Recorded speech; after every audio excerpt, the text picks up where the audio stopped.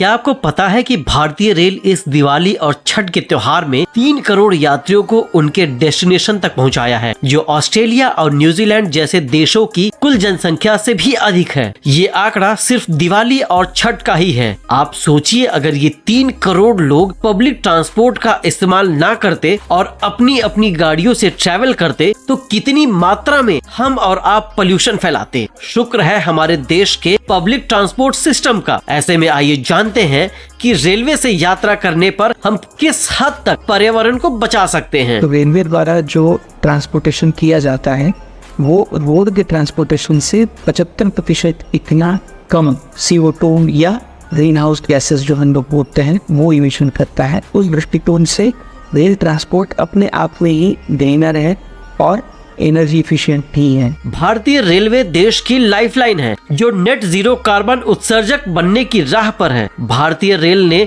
साल 2030 तक net zero carbon उत्सर्जक बनने का लक्ष्य रखा है।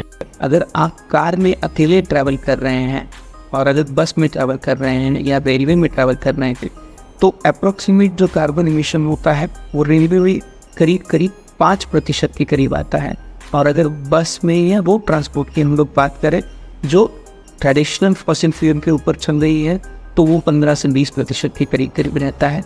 अगर वो बसेस इलेक्ट्रिसिटी जो कि री एनर्जी से प्रोड्यूस की हुई इलेक्ट्रिसिटी के ऊपर चल रही है तो उसका कंजम्पशन और कम होता है। और रेलवे का ये प्रयास रहेगा कि 2030 तक रेलवे पूरी तरह से कार्बन न्यूट्रल हो जाए। विश्व का चौथा सबसे बड़ा रेलवे नेटवर्क देश का सबसे बड़ा पब्लिक ट्रांसपोर्टर है। तो आइए हम और आप मिलकर ये संकल्प लें कि ज्यादा से ज्यादा पब्लिक ट्रांसपोर्ट का इस्तेमाल करें। ऐसे ही इंटरेस्टिंग अपडेट्स पाने के लिए बने रहें द CSR जर्नल के साथ।